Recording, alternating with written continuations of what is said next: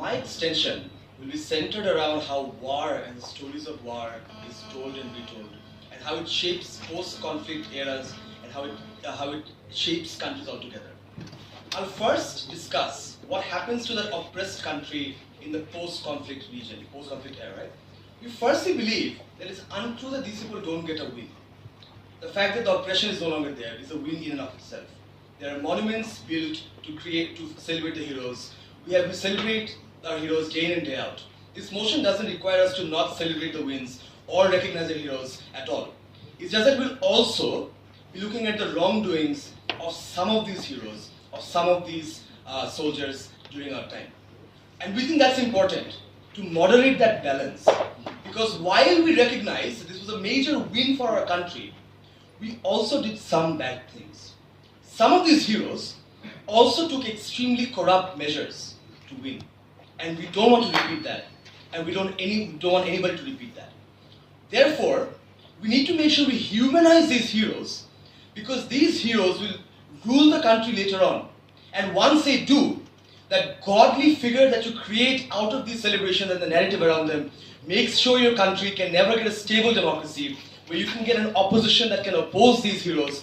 And this one war will define the democratic narrative in that country for years and years to come. And that's damaging. So no, we do give the country a win, but a moderated win. That is a good balance between the morale needed to reconstruct your country, but not enough that you create a pseudo-autocracy. We secondly believe that reconciliation is important. We understand that we need to acknowledge these things, right? But at the same time, these countries and these people also need to realize what we should never repeat again. Because one of the ways in which you never have to repeat these crimes again is making sure that you have a nation with integrity, a nation that continues to develop, so you never fall back into a state of conflict, so that you don't oppress your minorities or reach a point that you have to be oppressed, and therefore reach a state where these wrongdoings no longer happen. And that's extremely important, that the risk of falling back is understood by every citizen, and they understand that they never want to go back to that place again. Before that, go. Don't you think someone who just won the revolution like Fidel Castro is going to have a bottom ticket anyway, regardless of whether or not you tell him that he killed a few Americans? Don't you think at that point of time, his bottom ticket will actually be perpetuated when he says, oh, he killed more Americans than he did? Right, about that. So I think nobody has a problem if Fidel Castro killed Americans. They have a problem if Fidel Castro killed innocent American women. Here's a comparative, and this is why the case so far of OJ has been extremely uncomparative. History will definitely be twisted. We agree. So far, it's twisted to a point at which none of the wrongdoings are being taught to people. And whatever external source tells you that their heroes were corrupt are simply shrugged away as propaganda against their heroes. In your world, it might be a limited or at least a partial version of that truth, of their wrongdoings, or of the criminal activities that they were. But they will still be reported. They will still be taught to their students. And we think that's a comparative benefit at the end of the day. Fidel Castro is no longer a god, because God is flawless. Even if you show some flaws in others, he's still no longer a god. And we think that still achieves all the benefits that Shoredip has already talked about in this debate. Where do I extend? This is quite a sexy argument. We think right now, the narrative around warfare and the stories that are told about warfare, whether it's in history books, whether it's in movies, wherever it is, it's a story of good and bad, of a villain and a hero, of an oppressor and an oppressed. We understand that the intention of war, the outcome of war, and everything around it are controlled by some individuals with some motivations.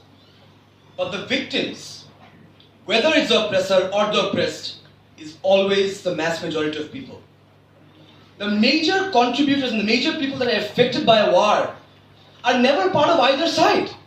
They are simply victims, some to a greater extent than others.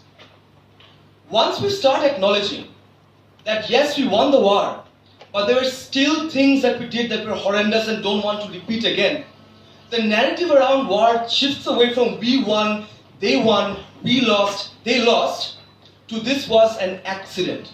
This was an incident that we regret happened. Because when war happens, bad things happen, even to the most vulnerable, even done by the most vulnerable.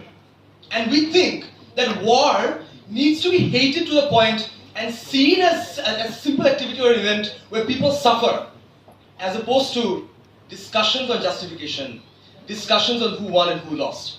And that narrative around the general public will have impact. When you teach a student that war is, that even the most cornered rat has killed a cat in war, they will think twice before voting for a party that promotes war in some way or the other. And that grassroots level change can happen through history books. And we think that's extremely important. What further happens is that the unforgiving nature we have on the opposer or on the perpetrator will also change. Because we stop seeing the world in black and white, but we judge the world in extents and degrees. So we don't forgive. We do forgive, because even though they've done a lot of wrong things, so have we to some extent. And at that point in time, maybe it's time we forget about that past and forgive each other. Of course, the reparation and the value of the reparation will vary based on how much damage either side has done. But you'll never think that this side or this country is evil, because the people aren't. They want to move on. They want to build trade relationships. They no longer want to fight.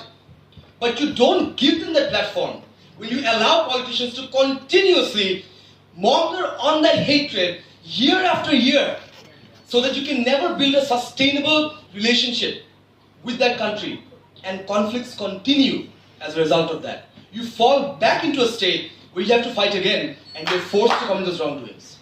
From the opening government, we have shown to you that on a comparative basis, this is a greater version of that truth. We've shown to you how the post-conflict region benefits from this, minorities living within the country benefit from this, the relationship between two countries benefit from this, and how the narrative around war is a much better narrative that we create. Thank you.